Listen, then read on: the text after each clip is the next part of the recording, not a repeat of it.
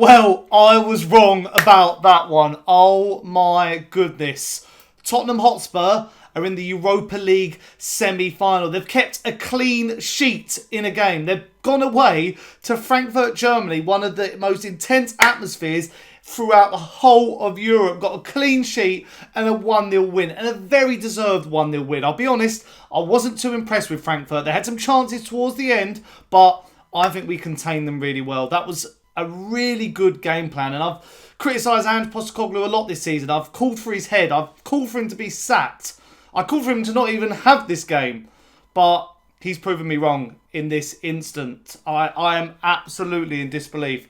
What a performance that was. We are through to the Europa League semi-finals. And what an intense game that's going to be. Absolutely unbelievable. I'm absolutely buzzing. What a game that was. The best game of the season from Tottenham Hotspur. But before we go any further and deep dive into this one, if you're new to the Sane Talk Spurs YouTube channel and you're just discovering me now, let me know in the comments down below. What did you make of that? What did you make of that performance? Who was your man of the match? Who were your star performers? Are you back in Ange now? Like, what has your opinion changed? Because in the Premier League, we're hopeless. But in the Europa League, we get the job done. And we're through to the semi-finals. I can't believe it. But yeah, let me know in the comments what you thought. And if you are new, leave your likes, subscribe and hit the notification bell. Join this, Tottenham Hotspur army. We're going to Bilbao, baby, hopefully. But yeah, I'm absolutely stunned. And as I'm recording this, I don't know who we're facing. Lyon and Bodo Glimt have gone to extra time. So I can't really react to who we're going to get as of yet. But both those opponents will be tricky. Lazio, not an easy place to go in the city of Rome. And Bodo Glimt, they've been nifty in the Europa League the last few years. But going back to the game and looking at the stats of how Tottenham won that one, it was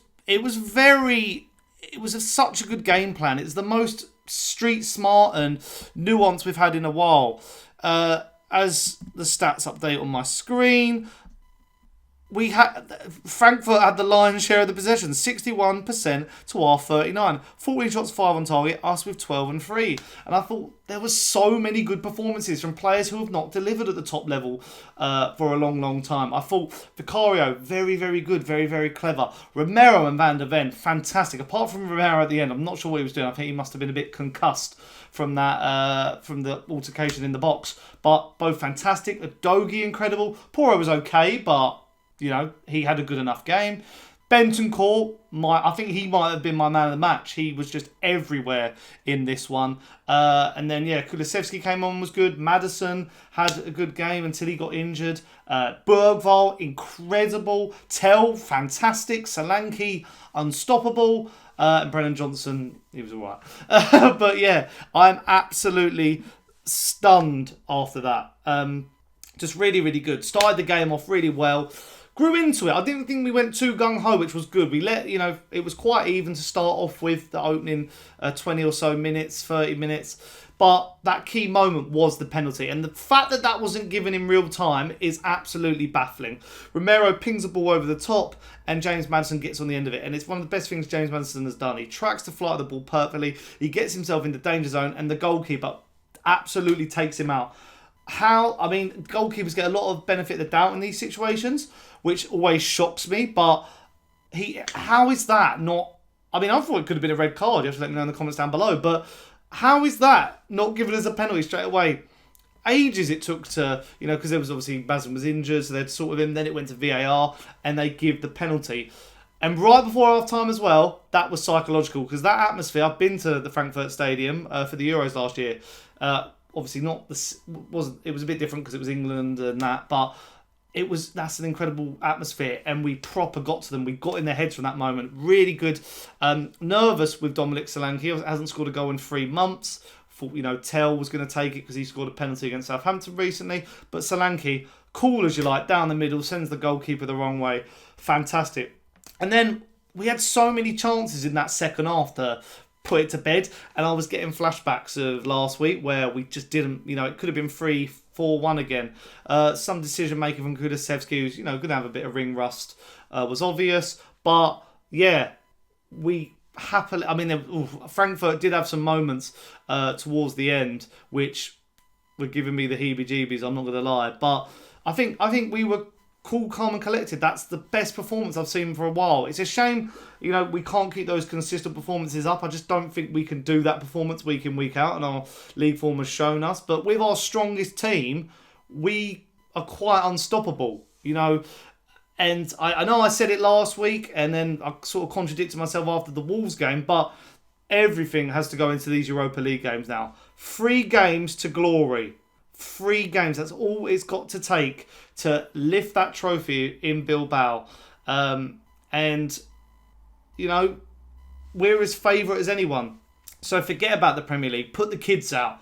I don't care. I'm a bit numb to the Premier League now. But that tonight, I bloody loved it. It was proper fight. Something I haven't seen for a while.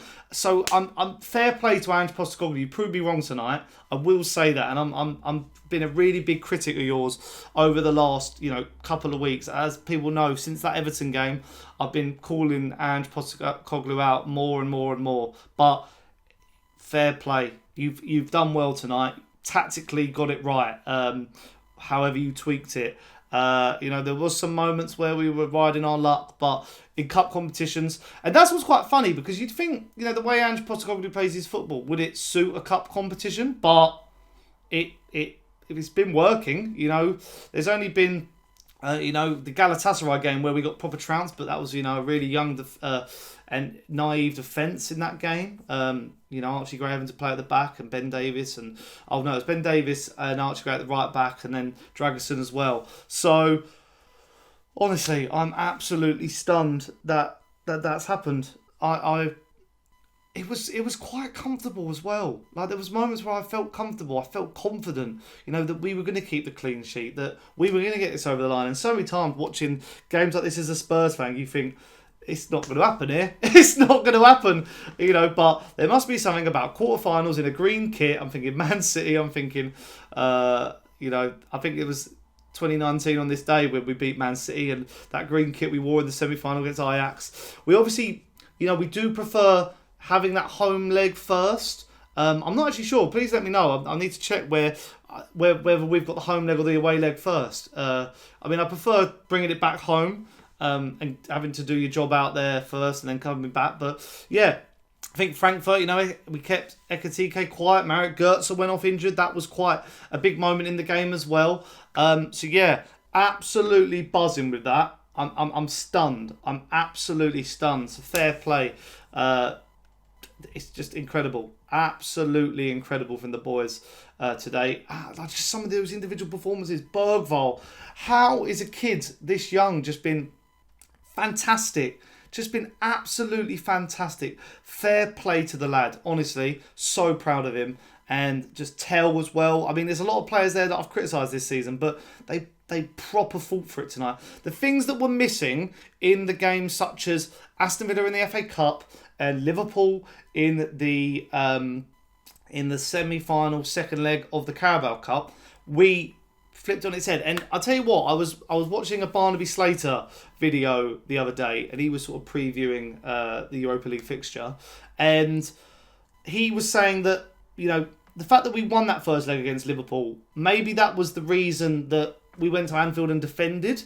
Whereas the fact that we were 1-1 in this one, we had to go out there and get a goal. And, I know it was a penalty and people say, but we had to go for it tonight, and we did go for it. And, on another day, I think a lot of those chances go in. So, yeah, very, very good. Very, very proud of the lads. And then, yeah, not long now.